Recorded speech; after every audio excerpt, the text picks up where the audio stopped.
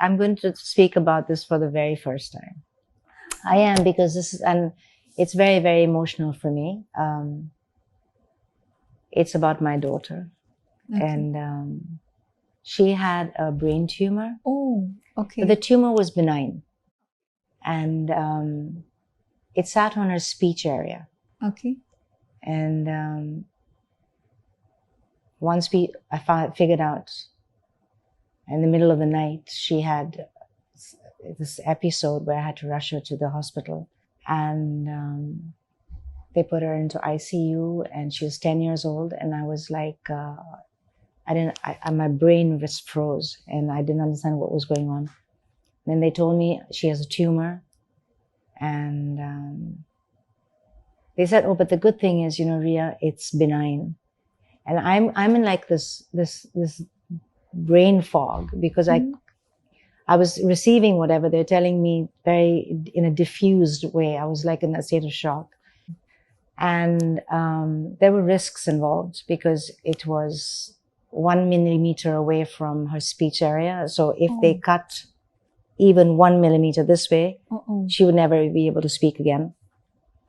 But she needed to be awake during the surgery, and she's 10 years old, because they needed her to speak during the surgery so that they know that they're not entering that domain. And it was a nightmare.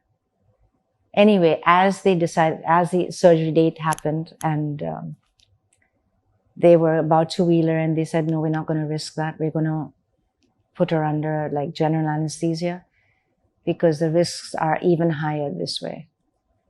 And I don't know what happened to me. I think when you are in a state of a very big experience in your life that is very traumatic, I just became immensely peaceful.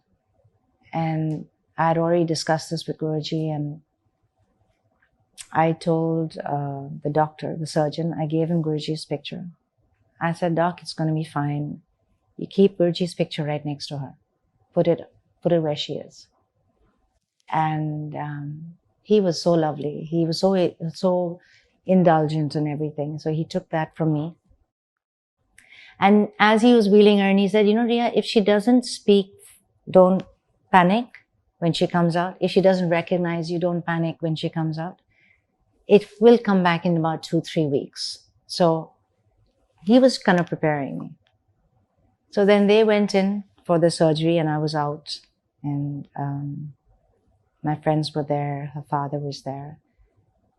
And at the same time, I just put my headphones on, and I was doing the Rudra Puja chanting. Mm-hmm.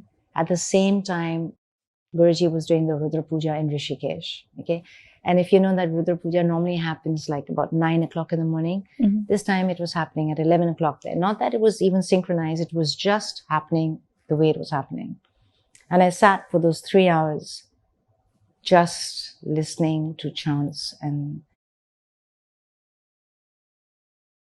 then that nurse comes in, and she knocks on that little, the door with this little window. Then she knocks to say that the surgery's over. So I rush towards where my daughter is.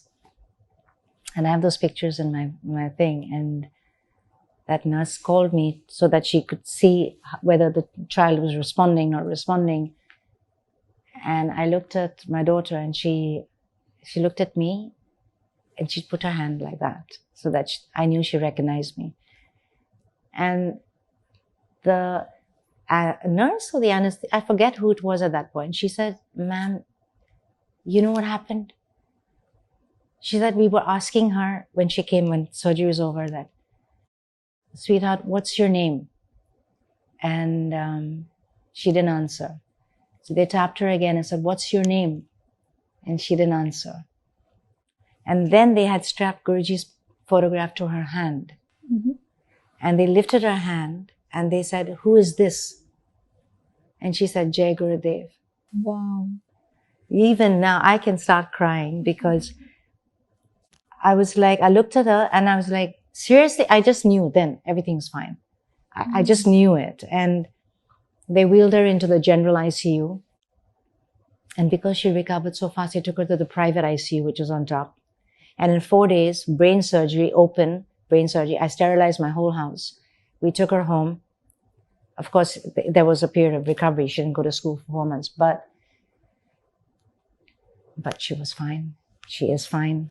And that is my big, I mean, there are hundreds of moments with my Guru. But for me, the moment, and Dr. Gio Pujari, when he came to the ICU, he was like, he looked at me and he said, do you know that she said, her first words were Jai Gurudev? And I said, I know, doc, I know. This person told me this, I know. And I think he was also so overwhelmed by what happened. And yeah.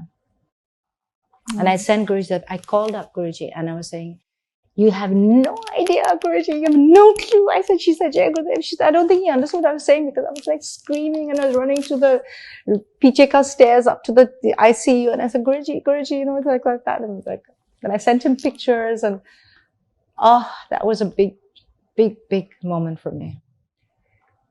Wow. It's very personal and but it's, I don't know why I shared it, but I just did. Wow. Yeah. Incredible. I don't know if I should ask you any more.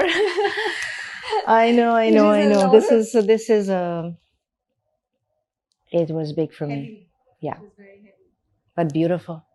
Yeah. I mean, she recovered like a dream. And it was, I think the surgeon himself was like taken aback as to how she responded.